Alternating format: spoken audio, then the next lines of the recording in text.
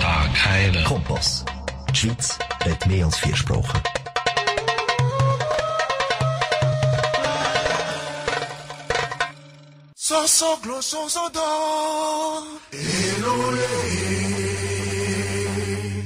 Fenêtre sur l'Afrique avec Sylvain Amos, Sena Apeto, Rodrigue Aego et d'autres collaborateurs, Sika Naomi, Josué Marouli, Esteban Gagnon, Sedi Amivi, Senam Kodjo et Selam Iao. Fenêtre sur l'Afrique, c'est la voix des sans-voix, la voix des opprimés.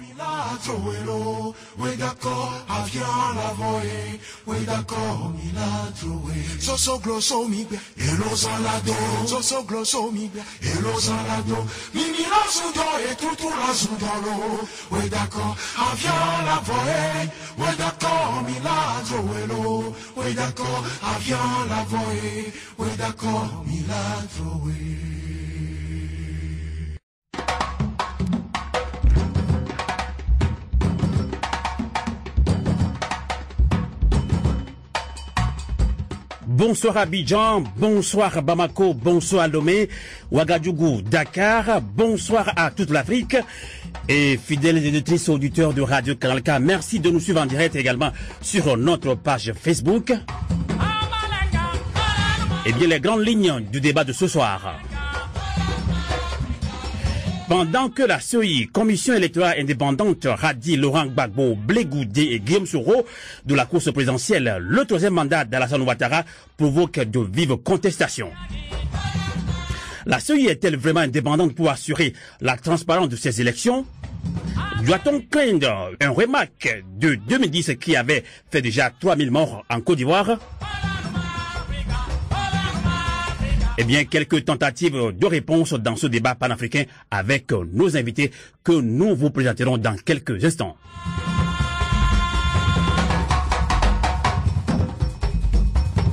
Et dans la deuxième partie, on parlera du Mali, du Togo. Et au Mali, 2 semaines après le renversement de IBK, la junte militaire organise depuis ce matin à Bamako justement des concertations afin de définir des modalités et la durée de la transition. Et partis politiques, syndicats, société civile, groupes armés signataires de l'accord de paix de 2015 participeront à ces concertations. Et quel avenir politique pour le Mali après la chute de IBK? Nous en parlerons également avec Amina Fofana depuis Bamako et également un Togolais de la diaspora depuis le Togo.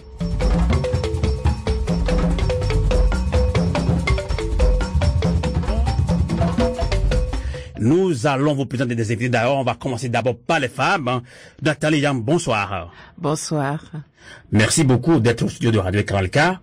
Es ist mir ein Vergnügen, hier bei Kanal K zu sein. Also, du kannst auch Deutsch sprechen. Das kann ich auch, unter anderem. Und wie geht es dir? Mir geht es sehr gut. Sehr gut. Ich bin wirklich sehr froh, hier zu sein und ich freue mich auf die Debatte und auf die Diskussion, die wir haben werden. Okay.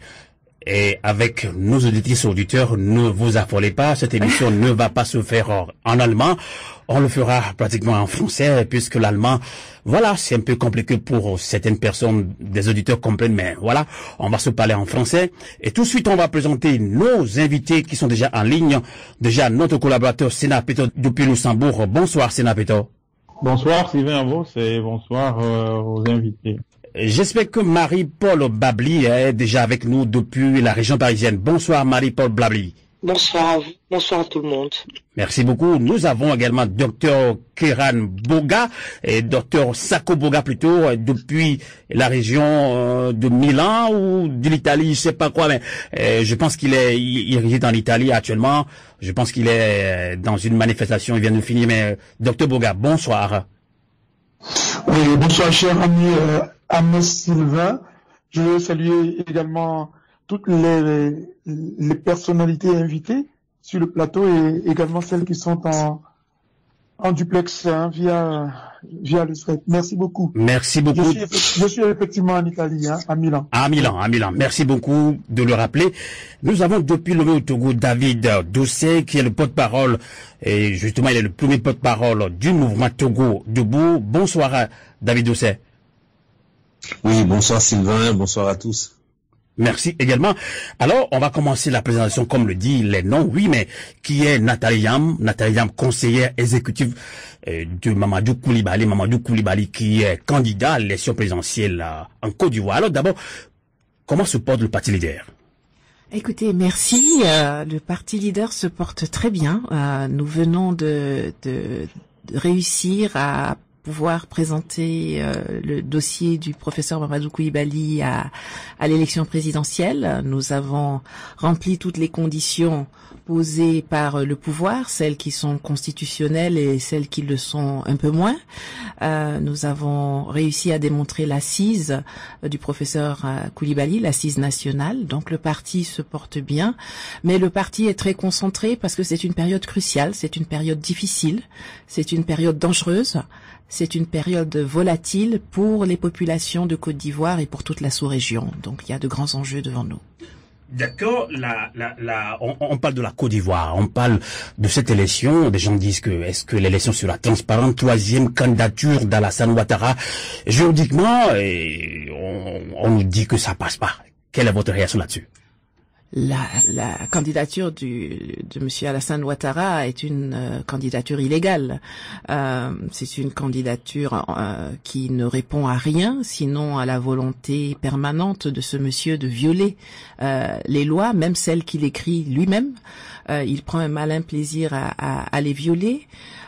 C'est une candidature de provocation à mon avis et il risque d'en payer le prix parce que on se rend bien compte qu'il y a un rejet unanime de cette volonté de passage en force qui signe également l'échec patent du RDR et du RHDP ou de ce qu'il en reste, parce que si au RDR il n'y a personne d'autre que monsieur Ouattara qui puisse être candidat du parti à l'élection présidentielle, ben ça veut dire que eux c'est même pas une boîte d'allumettes ça veut dire qu'ils sont évanescents sur la scène ivoirienne.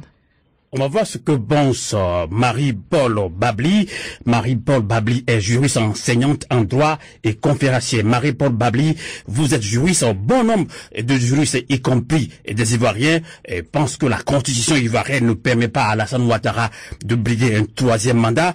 Et là, monsieur Sidi Timoko, touré porte-parole du gouvernement ivoirien, insiste sur le fait que l'avènement de la troisième république remet le compteur à zéro et Ouattara a droit de se représenter. Quelle est votre réaction, Marie-Paul Babli?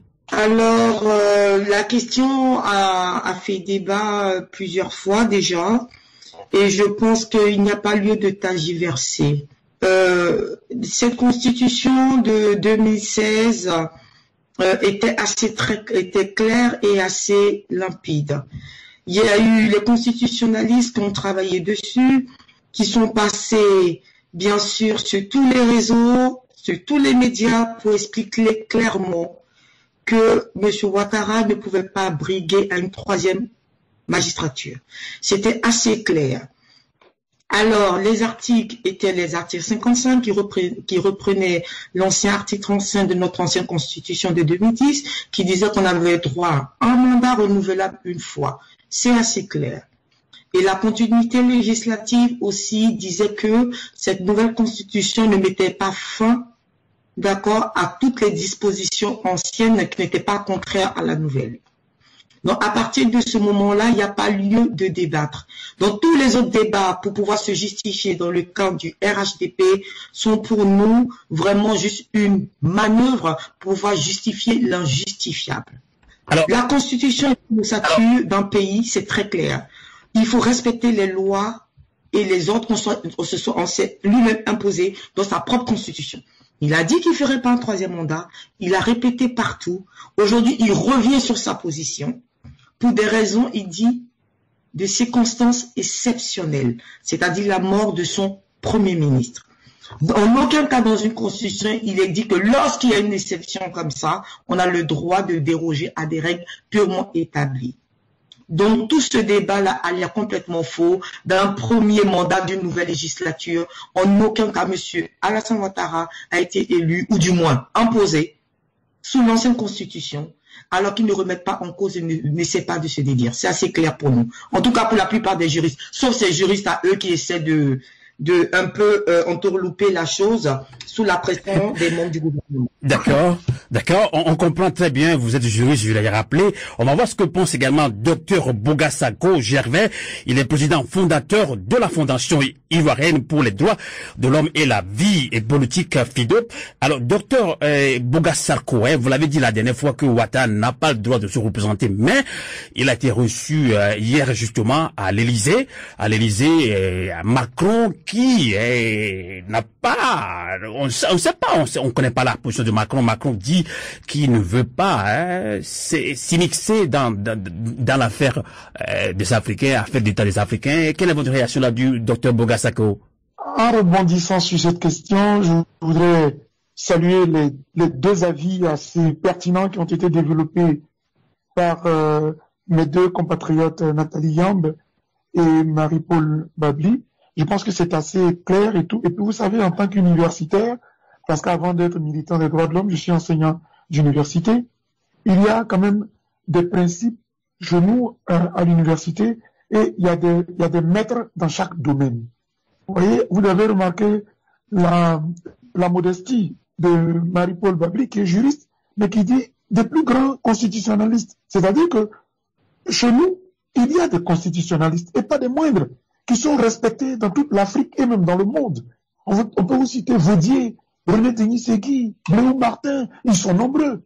Et parmi ces gens-là, il y en a un qui a été pris par M. Ouattara pour rédiger la Constitution, le professeur Ouraga Obou. Et ces gens ont parlé. Alors quand ces gens parlent, qui est M. Ouattara pour venir dire autre chose? Maintenant, il nous dit que lui, il connaît mieux la Constitution que quiconque. Vous voyez, ce que je voudrais relever sur cette question, c'est l'insulte et le mépris de M. Ouattara à l'égard du peuple ivoirien. C'est pour cela que moi, je considère d'abord qu'on a tous vu la haute trahison, parce qu'il a dit, le 5 mars, et il s'est dit le 6 août. Donc on est floué, on est insulté, et c'est pour cela qu'on se révolte aujourd'hui, et on ne laissera pas faire. S'agissant de Macron, je vais être très clair. Allez-y. Ce n'est pas Macron qui va libérer l'Afrique. Ce n'est pas Macron qui va libérer la Côte d'Ivoire. Ce qui nous dérange, et que souvent dans nos conférences, nous venons d'en faire une ici, en Milan, aujourd'hui, vous voyez ma voix quelque peu cassée, mais M. Macron ne peut pas faire un tweet le 5 mars, lorsque M. Ouattara dit qu'il ne se présentait plus à l'élection présidentielle, en disant bravo, félicitations, c'était un président exemplaire, un modèle. Et lorsque le monsieur maintenant revient sur cette décision, M. Macron est silencieux. Et il est silencieux jusqu'à ce qu'il lui offre un déjeuner dans un silence total. D'accord, on comprend. Je vois que Nathalie Dam qui est au studio avec nous. Déjà, salut de passage à nos amis qui nous suivent sur notre page Facebook. Nathalie Dam sourit un petit peu, mais c'est de la colère pour elle. Colère, parce que c'est tout à fait, c'est navrant, c'est insultant, comme l'a dit le docteur Boga, c'est absolument irrecevable comme attitude. Et vous parliez de Monsieur Macron, et j'aimerais bien revenir là-dessus, parce que le docteur Boga l'a souligné. Monsieur Macron, comme dans un ballet bien organisé, comme dans une pièce de théâtre bien synchronisée, lorsque Monsieur Ouattara a prétendu ne pas se présenter à l'élection au mois de mars, et entré sur scène et a retweeté l'annonce de Monsieur Ouattara avec toute l'emphase qu'il fallait. Et aujourd'hui, il y a deux camps. Il y a ceux qui observent le silence de Monsieur Macron et qui se disent que le silence de Monsieur Macron équivaut à un désaveu de Monsieur Macron pour Monsieur Ouattara. Je ne pense pas que ces gens-là soient dans la bonne vision des choses. Il n'empêche que Monsieur Macron a quand même reçu Monsieur Ouattara à déjeuner hier. Alors on reçoit à déjeuner quelqu'un dont les organisations internationales établissent que il envoie des petits gangsters armés de machettes pour aller trucider des manifestants qui s'opposent à ce troisième mandat. Il reçoit à déjeuner un homme qui s'est renié devant ses compatriotes, devant l'Afrique, devant le monde entier. On reçoit à déjeuner quelqu'un qui viole les droits fondamentaux de ses compatriotes. Je trouve ça absolument scandaleux, mais je suis tout à fait d'accord, et c'est la position que je défends depuis toujours, ce n'est pas la France qui va décider qui gagne les élections en Côte d'Ivoire. Nous devons savoir et pouvoir utiliser la colère que cette attitude méprisable et méprisante de monsieur Ouattara provoque en nous et en faire une arme pour chasser ce monsieur définitivement dans les oubliettes de l'histoire de l'Afrique. Je l'avais annoncé dans cette émission, notre collaborateur Sénat Peto depuis Luxembourg est avec nous. Sénat Peto, rebonsoir. Oui, bonsoir Sylvain Amos. J'espère que vous suivez le début de ce débat sur la Côte d'Ivoire, 3e mandat d'Alassane Ouattara. Est-ce que vous avez quelques préoccupations à soumettre soit à Marie-Paul Babli ou au Dr Boga Sako Gervais?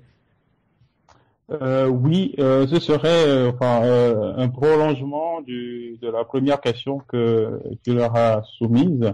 Visiblement, le débat autour d'un 3e mandat ou un nouveau premier mandat de M. Ouattara a quitté la sphère juridique parce que on a écouté les gens qui font autorité dans le domaine. Donc le docteur Boga Sako vient d'énumérer, vous voyez, toute une palette de grands constitutionnalistes ivoiriens, dont celui qui est le père même, celui dont Alassane Ouattara a fait appel pour cette énième réforme de la constitution ivoirienne. Il a déjà tranché, donc on sait.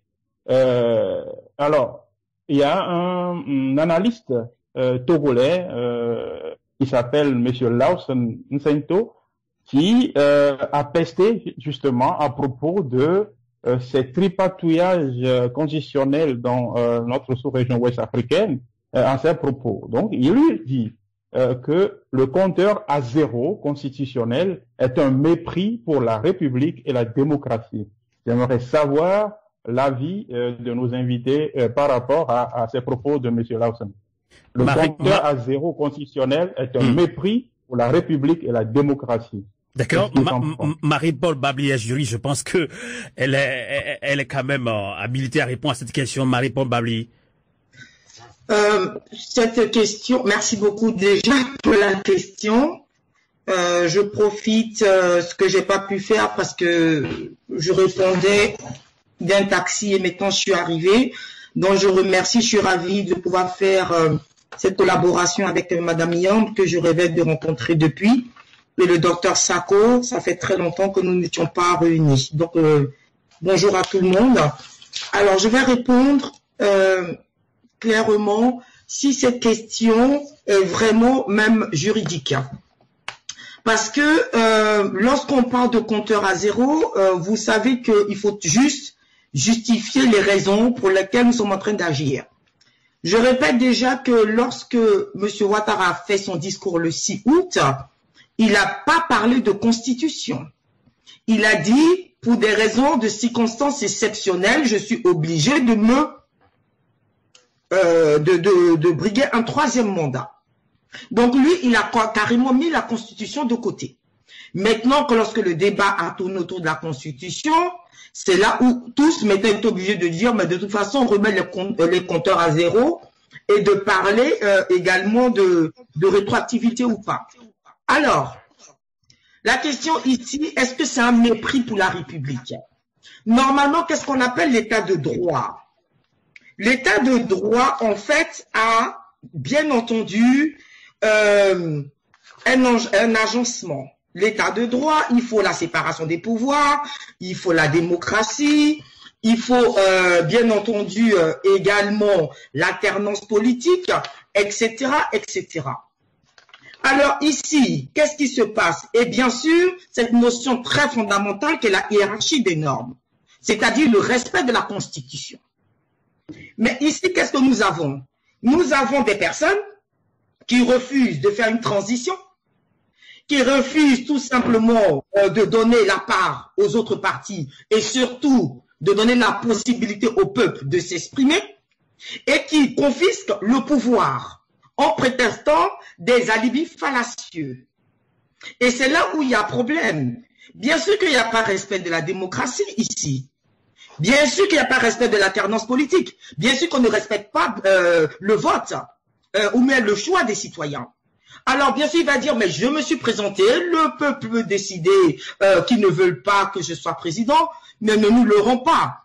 Sauf exception, en Afrique, lorsqu'on détient le pouvoir, généralement, on gagne les élections.